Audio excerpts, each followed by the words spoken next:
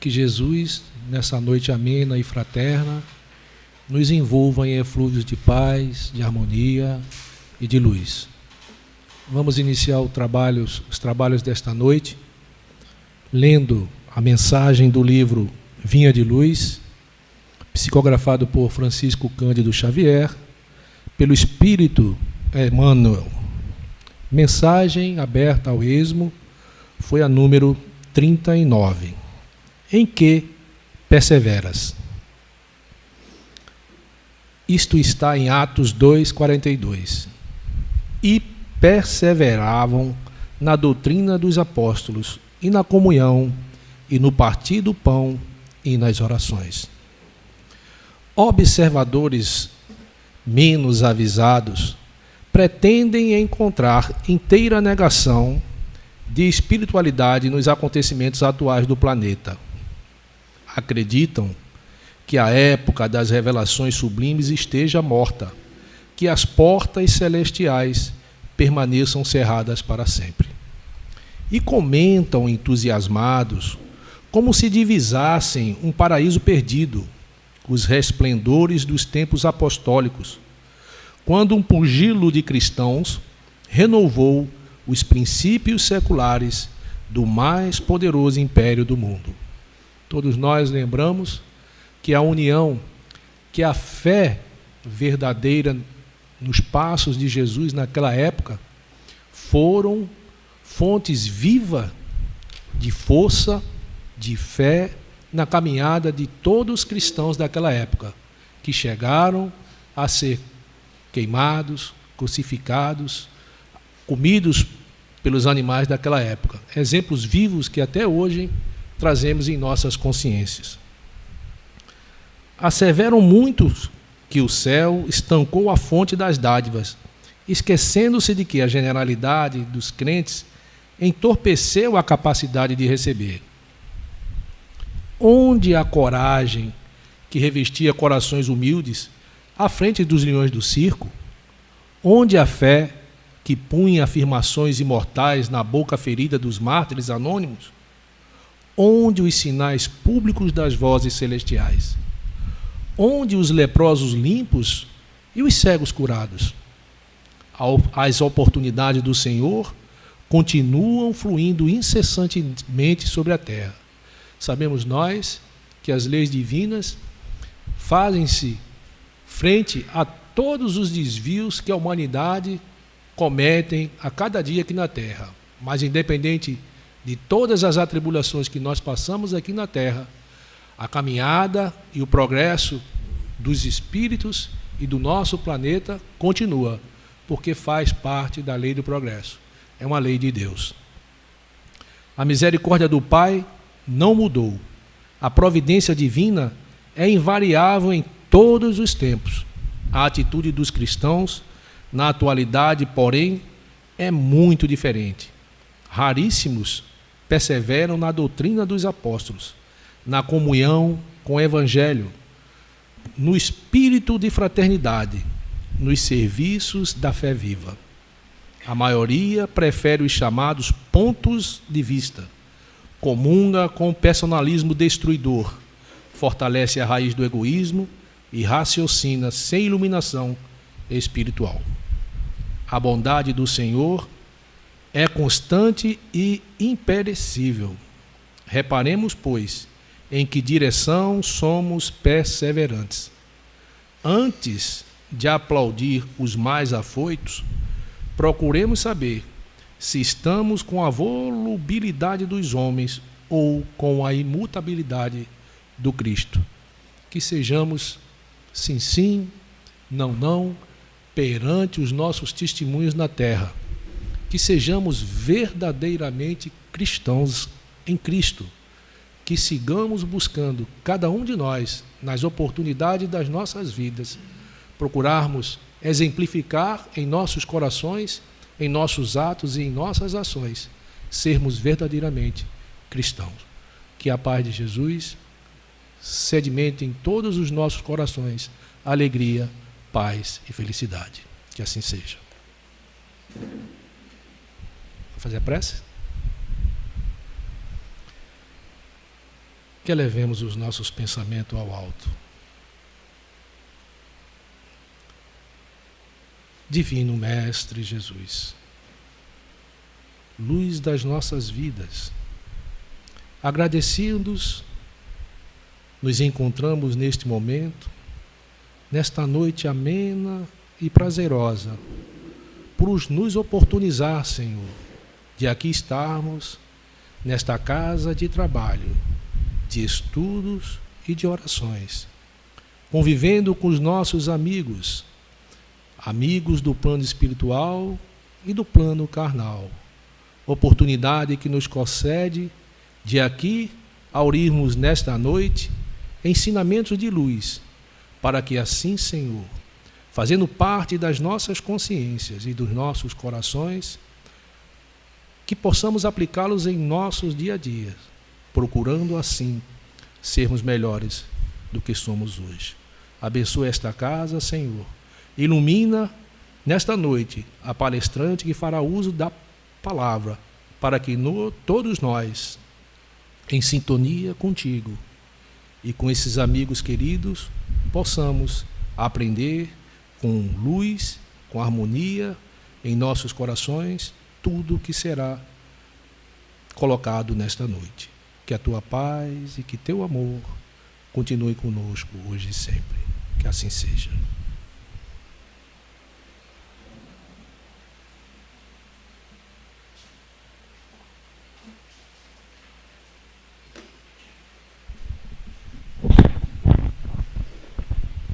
Boa noite a todos.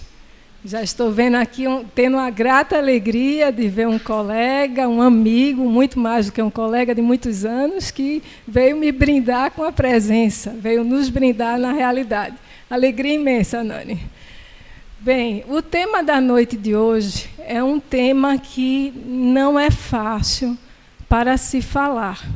Não é fácil por quê? Porque fala de algo que todos nós, de certa forma, tememos. Talvez o termo temer seja um termo um tanto forte, mas temos ainda, muitos de nós, ou a maioria de nós, o receio no enfrentamento em relação à morte, em relação à despedida. E nesta oportunidade não iremos falar do processo de desencarnação, mas iremos falar do aspecto dessa despedida. Por isso, o tema Arte da Despedida. Para que possamos nos preparar melhor para o que é inevitável, que é a nossa partida. Para que venhamos a nos preparar melhor para partir e deixar que partam. Porque isso também é amor. Então, vamos aqui dar uma olhada nesse primeiro slide, com a frase de Joana de Ângeles, que diz o seguinte: por enquanto, adapta sem sofrimento a arte de dizer até logo, por considerar que, em verdade, no processo da evolução, nunca dirá adeus. Então, daí a gente já tem um pouco da tônica dessa conversa, que é em torno justamente dessa separação que não é definitiva. É uma separação transitória e não é total, ela é relativa. Esse segundo slide traz outro ensinamento de Joana de Ângeles, que tem uma vertente muito forte psicológica, e ela diz: cada instante que passa, ensina-te a arte de dizer até breve. No outro slide se utilizou o termo até logo. Aqui nós já temos o até breve com significações extremamente semelhantes. Então, a gente tem que começar a se preparar e a desmistificar também essa questão da morte. Precisamos nos acostumar a falar sobre isso, a sentir que existe o ser imortal. Somos todos espíritos. Há um orador bastante conhecido que costuma dizer que ser espírita é saber-se espírito. E, além de saber esse espírito, diríamos que temos também de ter, além desse saber, com essa consciência toda, agir como tal. Agir procurando sempre o bem. Agir como cristãos, que foi a mensagem inicial lida na noite de hoje. Para ilustrar, nós trouxemos esses 2 quadros, essas imagens de quadros, de uma pessoa extremamente conhecida, né, o Edvard Munch, que ele ficou assim, bem célebre pelo quadro O Grito, e que relata muito a questão da morte, frequentemente associada à separação definitiva, a sofrimento, a desespero. Então, a gente vê, naquele quadro ali, uma criança colocando as mãos na cabeça, numa atitude de desespero, ou querendo até, talvez, não ouvir o grito da morte ali que chamava. Mas isso na visão, naturalmente, do pintor. E mostra ali atrás a mãe da criança e as pessoas que nem rostos aparecem, não é? Justamente diante desse quadro tenebroso que é pintado e que a maior parte de nós tem esse temor. E mostra que esse quadro de 1899, A Mãe Morte e a Criança, é justamente a irmã do pintor. Eles dois perderam, entre aspas, a mãe com 5 e 6 anos, respectivamente. E, após, essa mesma criança que aparece aí, ela, aos 15 anos, desencarna. Então, a vida desse pintor foi sempre muito permeada de morte e também de doenças. Nesse quadro, O Grito, então, o que é que nós vemos? Vemos, assim, bem semelhante, por isso que eu botei os dois juntos, né? A posição, justamente, desse desespero, dessa dor muito forte. E, perto de morrer, ele chegou a dizer: a vida representa uma vitória temporária sobre a força da gravidade. Mantemo-nos erguidos de pé, mas um dia temos de nos deitar para morrer. Então, essa ideia que ele nos transmite é uma ideia que muitas pessoas que não têm a visão da imortalidade do espírito se apegam. Então, o sofrimento, para quem não tem o agasalho, é um sofrimento, o agasalho de um conhecimento espiritual, mesmo que não seja espírita, mas ao menos espiritualista, que permita você pensar numa continuidade, numa passagem, e não no fim, ou até mesmo em situações desesperadoras, como ou vai para o céu ou vai para o inferno e mais nada além disso. Então, com o Espiritismo, a gente começa a interiorizar uma outra situação. É a situação de uma despedida, de um até breve, de um até logo e de uma continuidade. Trouxe para fazer uma comparação, eu acho que Nani reconhece, não é? Esses são 2 telas que integram um painel de um artista plástico que tem a visão espiritualista, inclusive é espírita. Então, ali, o que é que nós temos? Nós temos o que é que mais chamou a atenção, pelo menos para mim. Eu, inclusive, tentei arrancar de Renato alguma coisa, mas Renato disse que eu ficasse inteiramente à vontade para interpretar isso. Está correndo um grande risco, né, de eu deturpar a obra dele. Mas, enfim, nós vemos ali o quê? A primeira coisa que chama a atenção é que a gente tem um berço e tem um caixão. As mesmas pessoas que são os pais, conversando com um certo ar de gravidade, um certo ar de preocupação, mas de uma forma muito leve, eles aparecem depois, envelhecidos, e também, diante do caixão, o semblante é o mesmo. E eu fiquei me perguntando, por que será que, diante do nascimento e diante da morte, esses pais se apresentam com semblantes semelhantes? E uma das primeiras coisas que me ocorreram, foi justamente eu pensar que, tanto no instante do nascimento, quando a gente recebe aquele espírito, há sempre uma certa dúvida, o pensamento, a preocupação dos pais por aquele ser que chegou, que precisa ser educado, que precisa de todos os cuidados, o que será, um certo desconhecimento a respeito do que sucederá. Claro que os pais procuram fazer o melhor possível para encaminhar aquele espírito ao bem, se forem pessoas com valores para isso.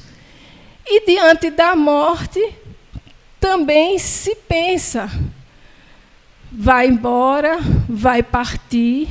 O pensamento é no sentido de que esteja tudo bem, não é? Fizemos tudo o que era para ter sido feito. Muitos pais se questionam, às vezes os cônjuges, quando são surpreendidos pela morte do outro, ficam a imaginar se fizeram tudo o que poderia ter sido feito.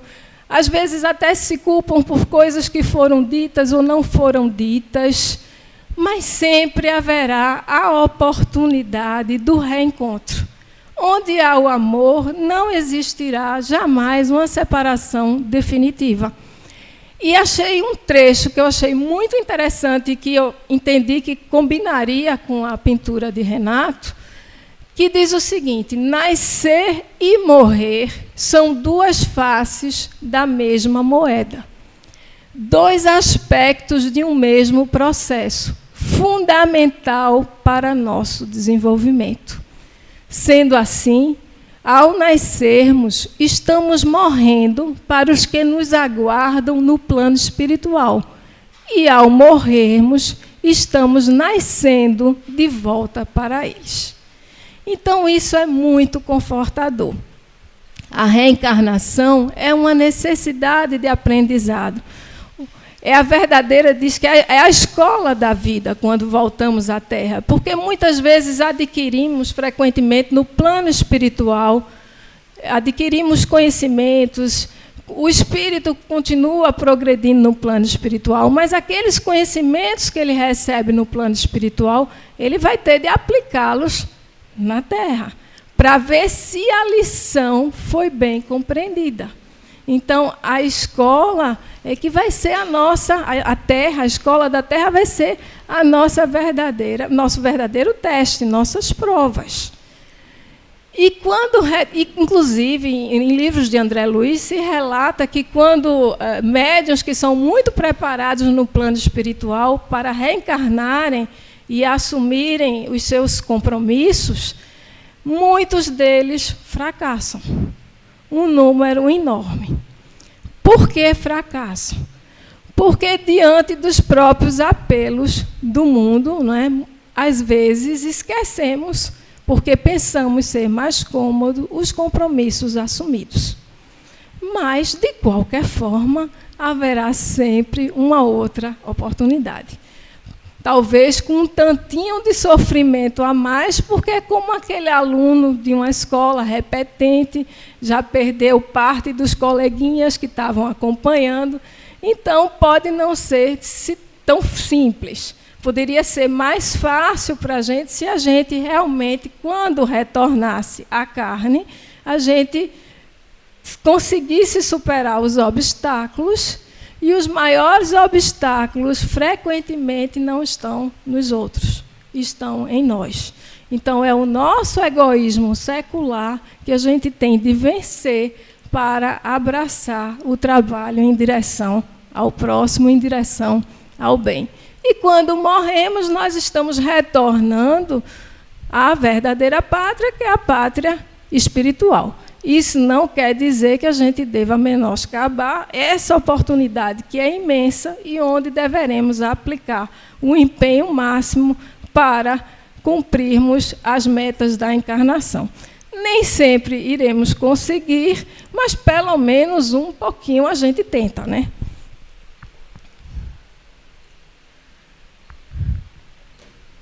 Essas frases foram tiradas de uma mensagem de Joana de Ângeles, mais uma vez Joana de Ângeles, e que trazem alguns esclarecimentos específicos sobre os nossos entes queridos nesse momento de separação.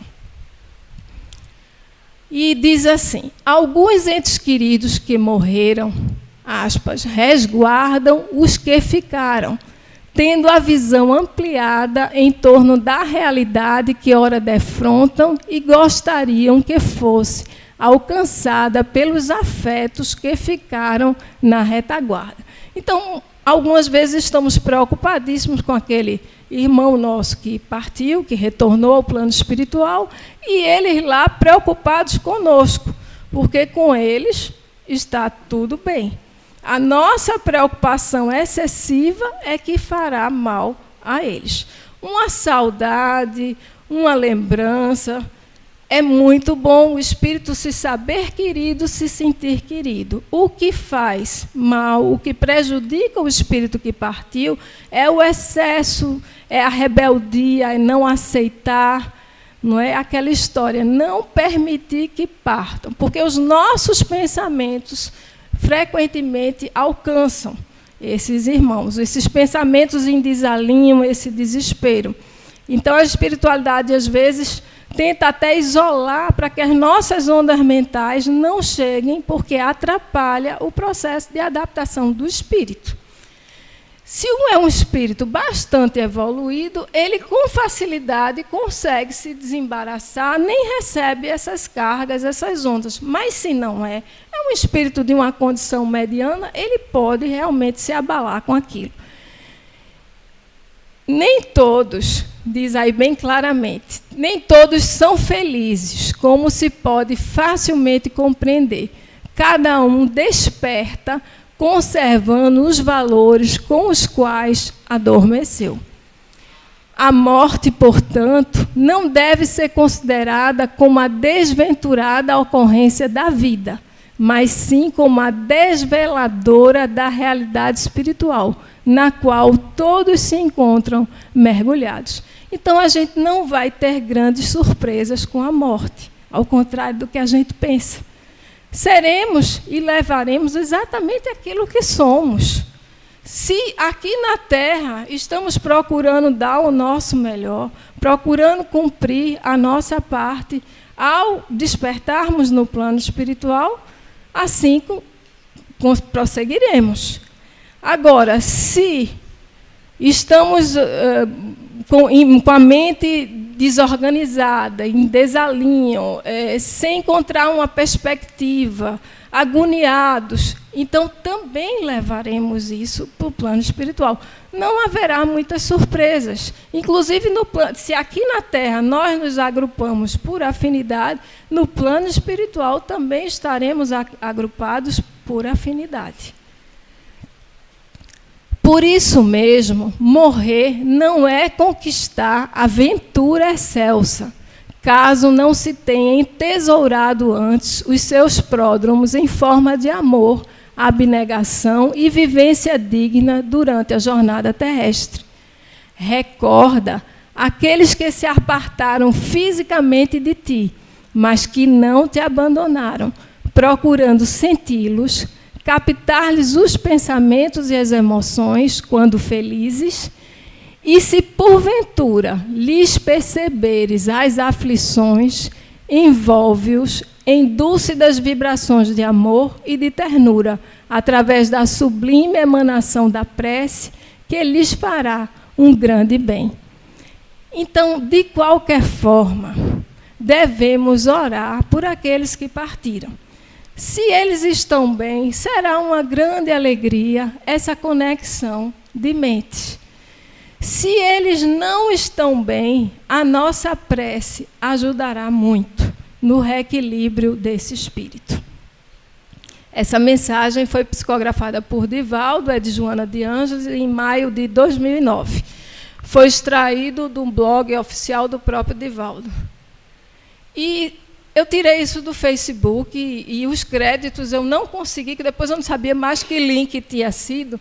Uma frasezinha bem simples, com um desenho bem singelo, mas que diz muita coisa. talvez amar também seja aprender a deixar partir.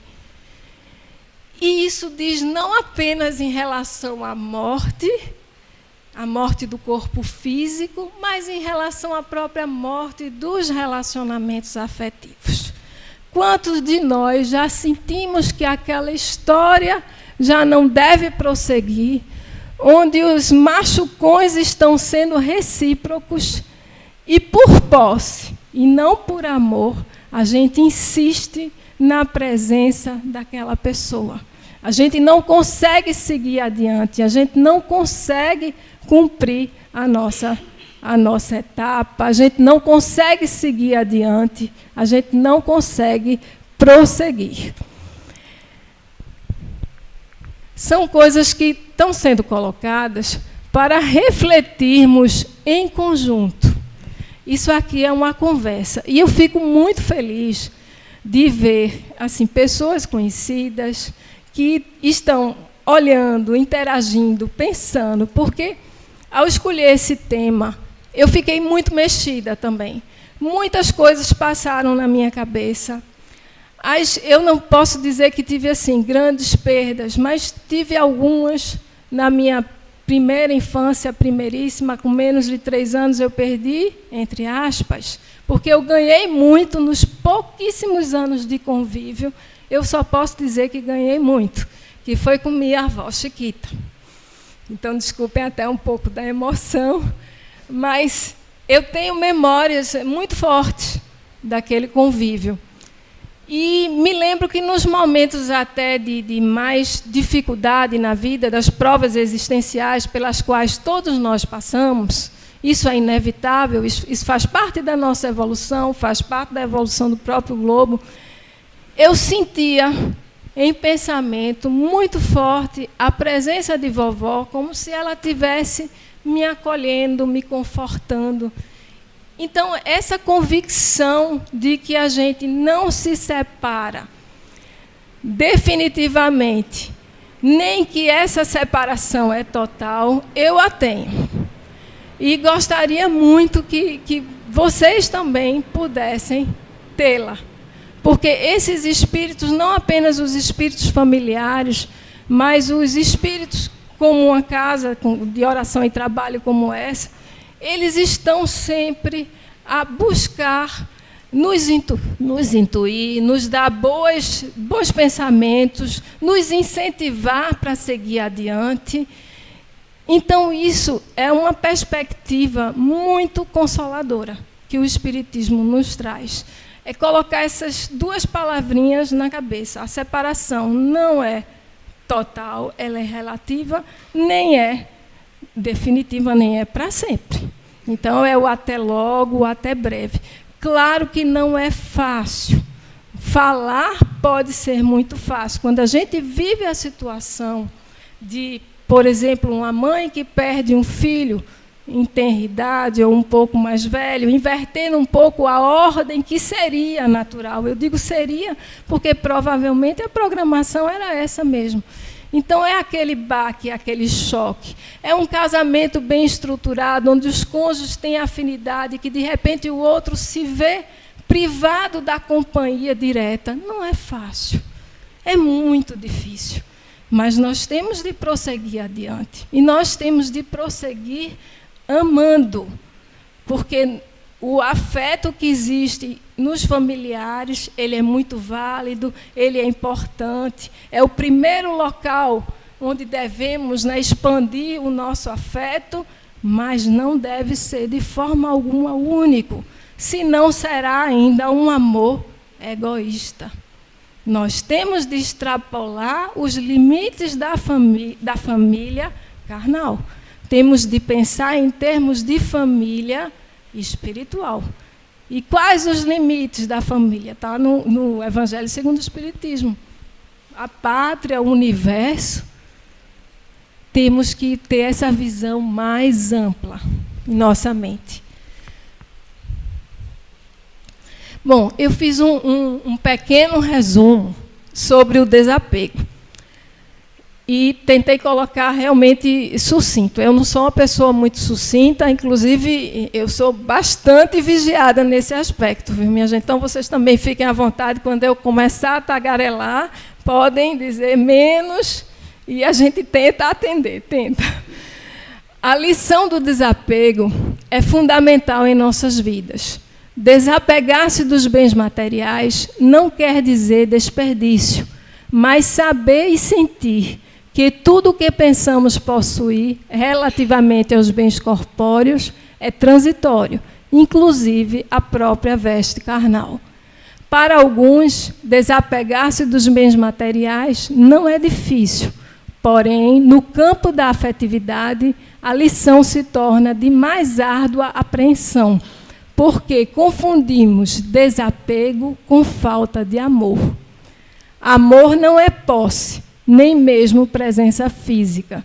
Se pudermos partilhar da existência terrestre junto a pessoas amadas, isso constitui uma grande dádiva, mas deveremos sempre estar prontos para dizer adeus, ou melhor, um esperançoso até breve. Somos viajores do tempo e do espaço, que temos de nos preparar para partir e deixar que partam, certos, todavia, de que o reencontro ocorrerá, em virtude da lei de sintonia, pois os que verdadeiramente se amam serão conduzidos pela precisa bússola do amor espiritual. Isso foi uma tentativa de sintetizar, para a gente fazer umas amarrações na cabeça. Eu achei essa frase muito interessante sobre a prece, de Joana de Ângeles, mais uma vez. A prece pode ser comparada a uma ponte de energia luminosa, ligando a margem do ser propínquo, o ser próximo, ao sublime mundo dos seres longínquos. Não estamos separados. Estamos conectados. Se hoje, graças à tecnologia, nós nos conectamos em rede com tantas criaturas, pelo pensamento, essa conexão pode ser feita de um alcance inimaginável.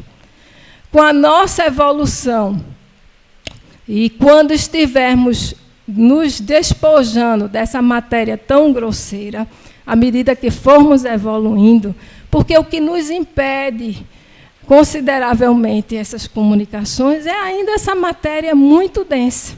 Mas se a gente começa desde já, apesar dessa matéria, a se preparar, a fazer uma meditação, o pensamento, não é, como essa força poderosa, a prece que nos ajuda muito a sair desse terra a terra, com certeza conseguiremos nos encontrar com criaturas que são próximas a nós, cuja distância é unicamente física e não mental.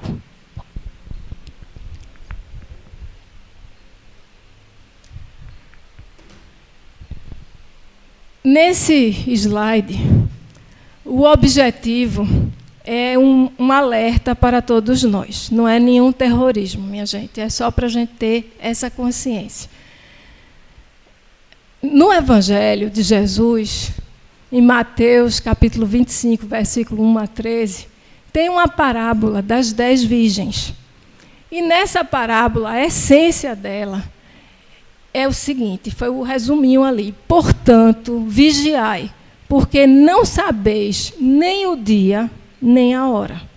E nós não sabemos quando seremos colhidos pelo fenômeno da desencarnação, nem alguém ligado a nós. Então, cada um de nós faça a sua parte de se preparar. E como é que a gente se prepara? A gente tem o conhecimento, mas um pouco do conhecimento, porque o conhecimento nosso ainda é muito rasteiro.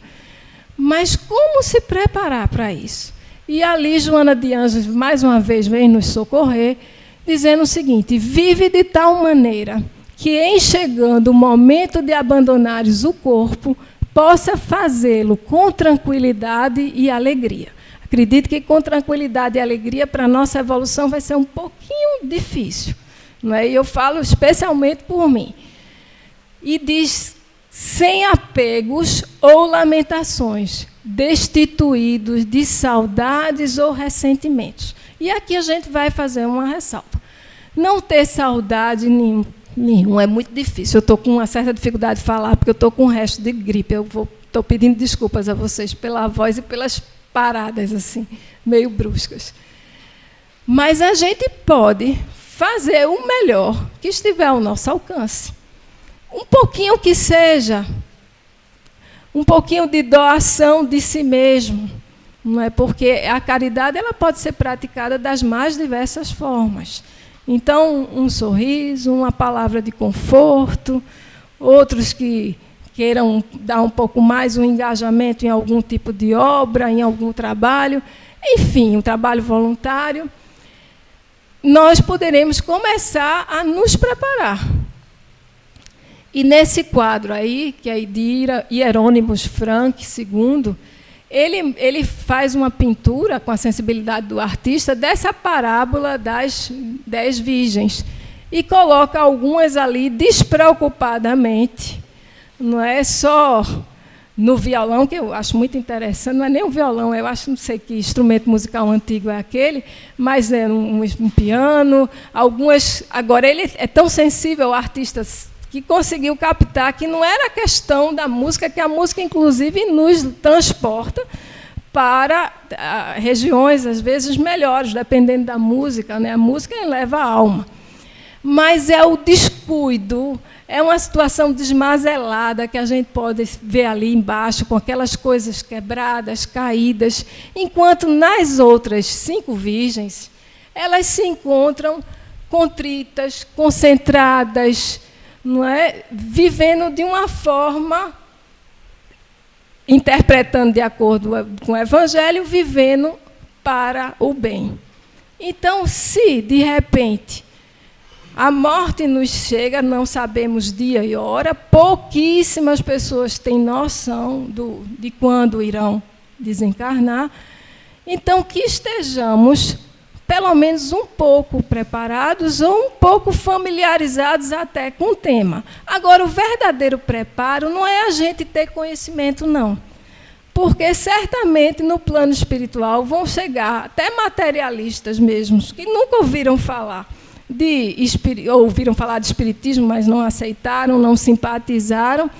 Mas, se eles fizeram o bem, se eles ajudaram ao próximo, eles não terão problema no desencarne.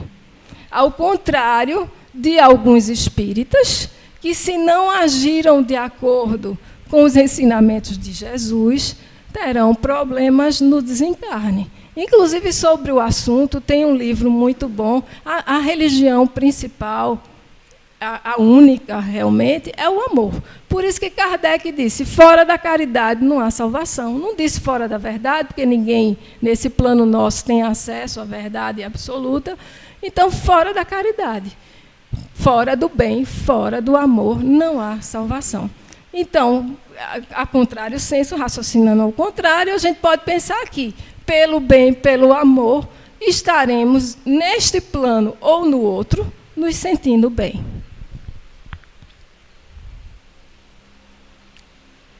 Nem se assustem que eu não vou ler isso tudo, eu vou resumir. Esse da foto do lado de cá, do extremo direito, é Nilson Pereira. Ele é quem cuida, juntamente com Divaldo, da Mansão do Caminho. Enquanto Divaldo viaja fazendo as palestras, difundindo o espiritismo pelo mundo afora, Nilson fica cuidando das obras da Mansão do Caminho. Inclusive, trabalha também como médium em reunião de desobsessão e tem uma série de atividades. E ele conta que adoeceu, não é? Teve um câncer na região ilíaca e chegou à conclusão de que estava pendurado, estava por um fio, estava para desencarnar, mas com a visão e, sobretudo, a bondade e a consciência do dever que estava sendo cumprido, ele ficou muito tranquilo em relação a essa situação de uma morte iminente. E ele diz assim: como meu quadro era muito grave, comecei a me preparar psiquicamente para o retorno espiritual. Eu nunca disse morrer, falava para o meu retorno. É uma boa psicologia. A palavra morte, ela tem todo esse peso, mas o retorno, a passagem já fica mais leve. E ele ficou tranquilo e dizia: já estou começando a volta. Só que, depois de preparadíssimo para esse retorno, ele inclusive viu que teve que fazer uma viagem, uma das poucas que ele fez, ele viu que tinha muitas roupas, aí pensou assim: eu não vou nem precisar dessas roupas, daqui a pouco eu vou embora mesmo.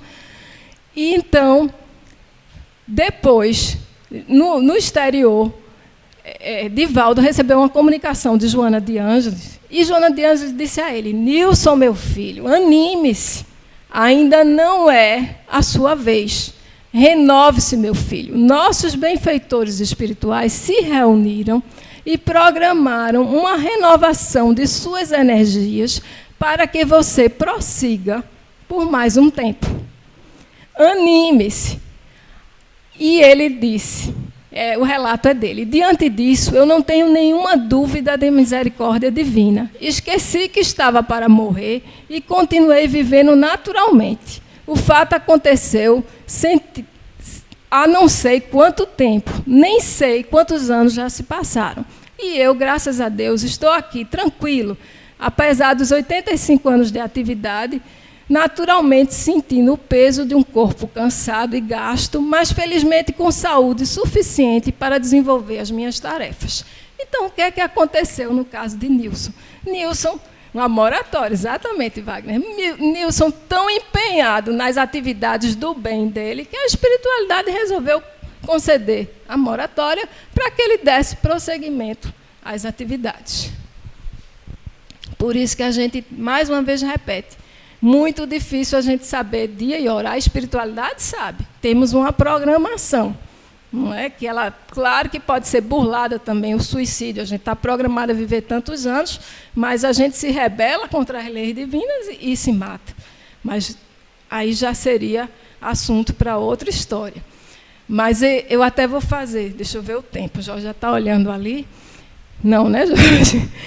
Mas eu me lembro que a gente também não pode ficar muito radical ao extremo, sem uma visão geral, ampla, né? Porque eu me lembro com essa história de passar os valores espíritas lá em casa, esses ensinamentos espíritas. Meu filho, hoje tem 18, mas quando tinha 6 anos, o Francisco, ele me disse o seguinte: mamãe, se você morrer, eu me mato, porque o espírito é imortal e a gente vai se encontrar. Eu disse: não, meu filho, as coisas não funcionam assim. Se você se matar, você está se rebelando contra a ordem natural das coisas. Aí não entrei nos detalhes dos fluidos, de nada disso, mas disse a ele: você não vai encontrar com sua mãe. Então, nem faça isso, nem pense nisso. Pronto, superado o assunto, está aí direitinho. Nem eu morri ainda, né? Nem desencarnei ainda, nem ele hoje com certeza não faria isso, de tentar ir atrás de mim.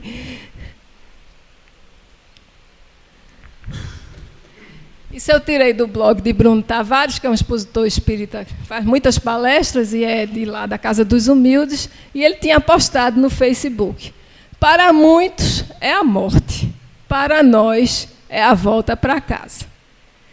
A gente sabe disso racionalmente, mas a gente tem dificuldade ainda. E essas dificuldades a gente tem que ir trabalhando. Essa frase curtinha de Divaldo diz muita coisa, para a gente se preparar. O que temos, nós deixamos.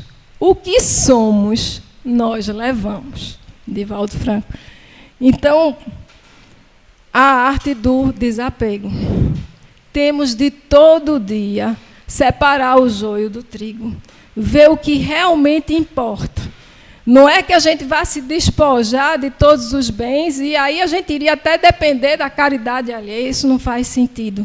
Mas a gente não pode dar mais valor aos bens materiais do que às aquisições intelectuais, as aquisições morais, que é o que nós levaremos conosco, o que somos, o que é do espírito, e nada do que é do corpo, porque até esse corpo que nos é emprestado, nós deixaremos.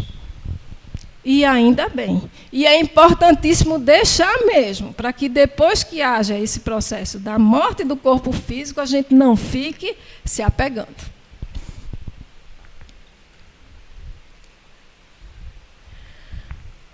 Aqui eu trouxe uma poesia de Vinícius de Moraes sobre a solidão, porque tem a ver com a questão da despedida.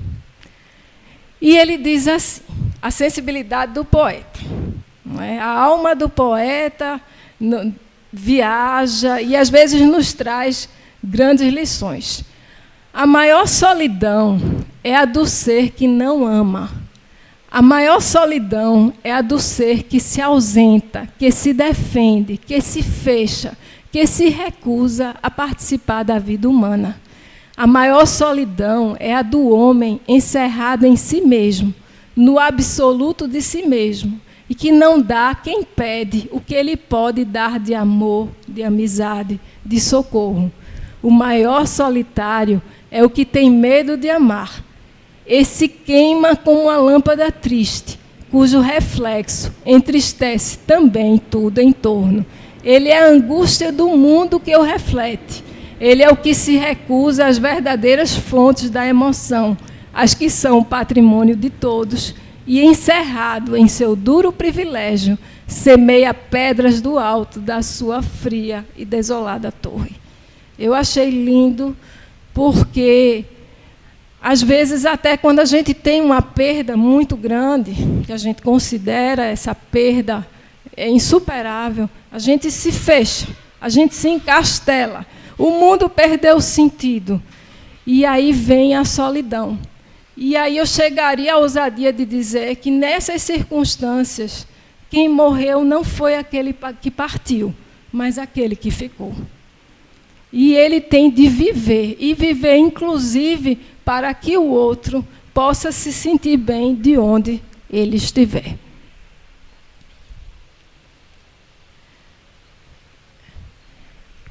Aqui uma tendência que alguns têm de tentar fugir.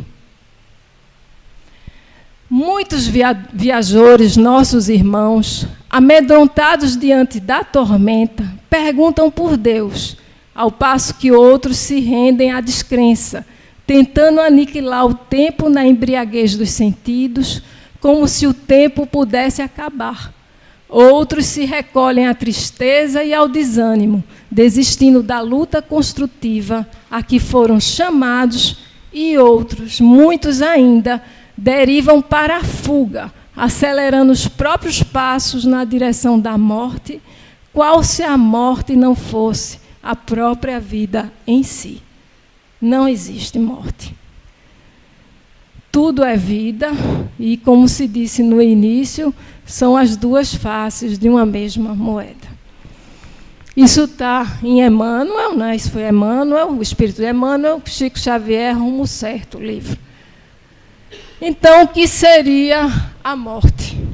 A morte não é ausência de vida orgânica. A morte é encarcerar-se, fechar-se em si mesmo, deixar-se vivenciar destrutivamente a solidão a sós ou acompanhado. Porque ninguém se iluda. Muitas vezes estamos acompanhados de pessoas, mas estamos nos sentindo sós.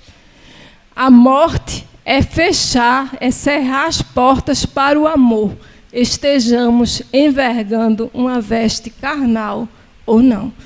Então, para a perspectiva espírita, a morte não existe.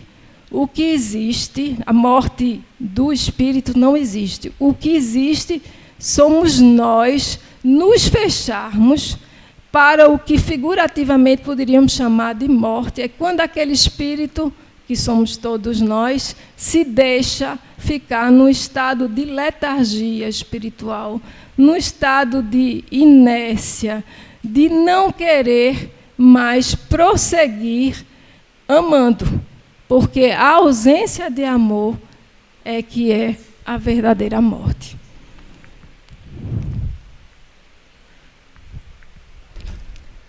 Perante os que partiram, não lamentes a perda, porque vivo, onde se encontre, tem conhecimento daquilo que ocorre contigo e poderá visitar-te, comungar das tuas emoções, dialogar pelo pensamento e reencontrar-te na esfera dos sonhos, nos teus momentos de parcial desprendimento pelo repouso físico.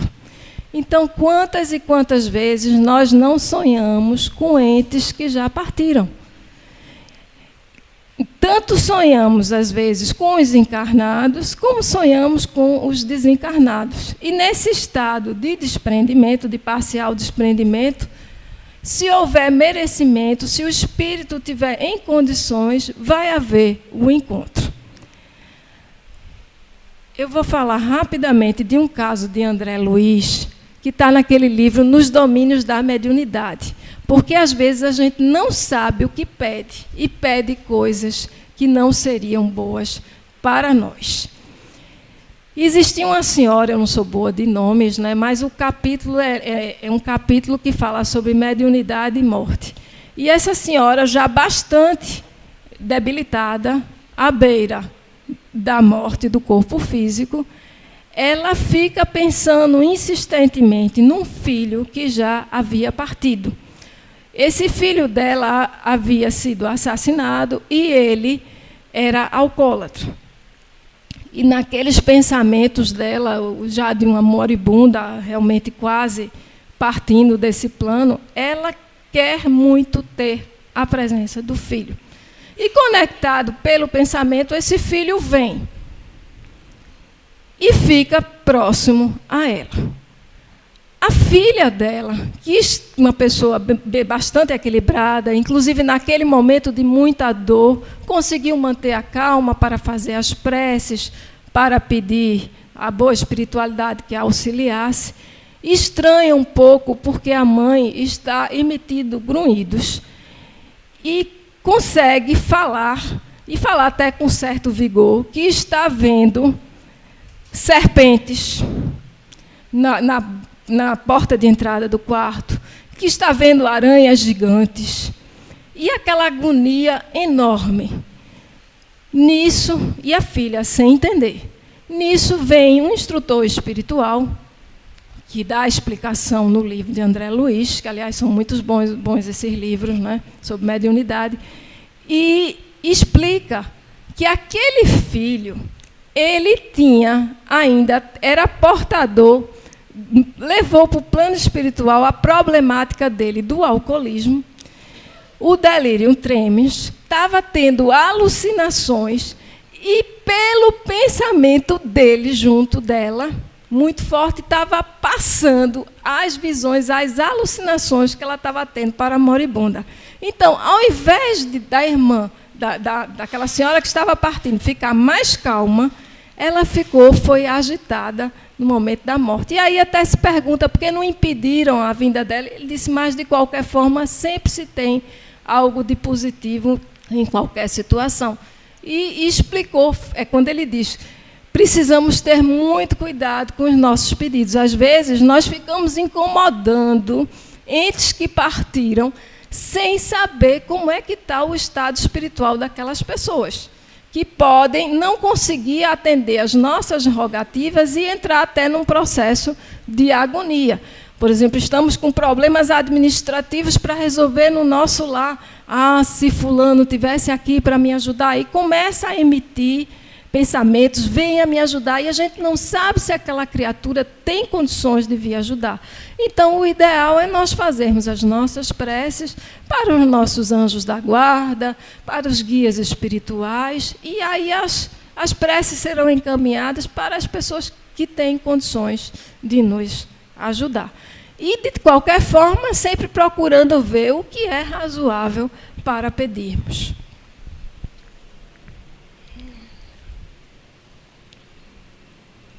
Está passando não, Jorge. É a pilha, né? Bom, esse é o último slide. Estamos no horário direitinho. O amor vence quando verdadeiro, qualquer distância, e é ponte entre abismos, encurtando caminhos.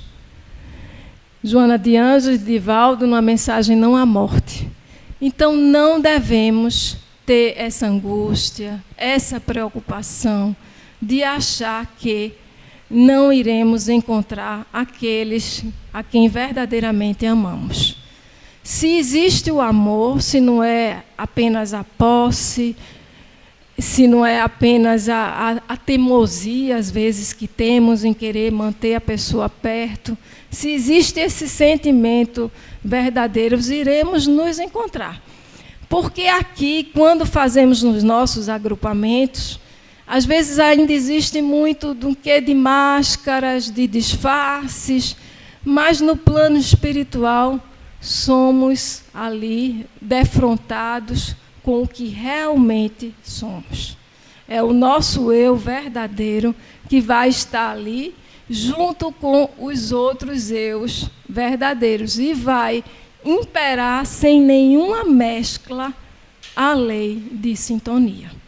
Então, nos preparemos para olhar a morte não mais como algo pavoroso.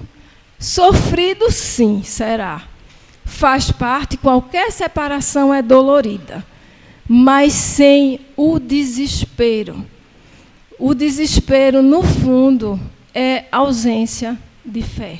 De fé nos desígnios do alto, de fé no amor de Jesus, de Deus por nós, que não nos desamparará. E ali, no plano espiritual, nos reencontraremos. Quem sabe se até muitos de nós que aqui estamos, que somos família espiritual, se verdadeiramente tivermos afinidade, estaremos juntos. Muitas vezes nas famílias, há, além dos laços sanguíneos, os laços espirituais. Em algumas ocasiões não há. Os laços verdadeiros de família são os laços do Espírito, e Jesus deixou isso muito claro quando ele fez o questionamento: quem é minha mãe, quem são os meus irmãos? Ele não queria desmerecer a parentela corporal, ele apenas queria ressaltar a importância da afinidade do Espírito, a verdadeira família, a família no amor universal do nosso Mestre Maior. Que Deus nos abençoe a todos e possa nos levar a guiar em paz. Quem vem fazer a prece? Escolhendo, é? Quem se habilita voluntariamente à prece? Wagner fez a inicial. Ninguém se habilitou, eu vou chamar. Gustavo, você vem fazer a prece? Por favor.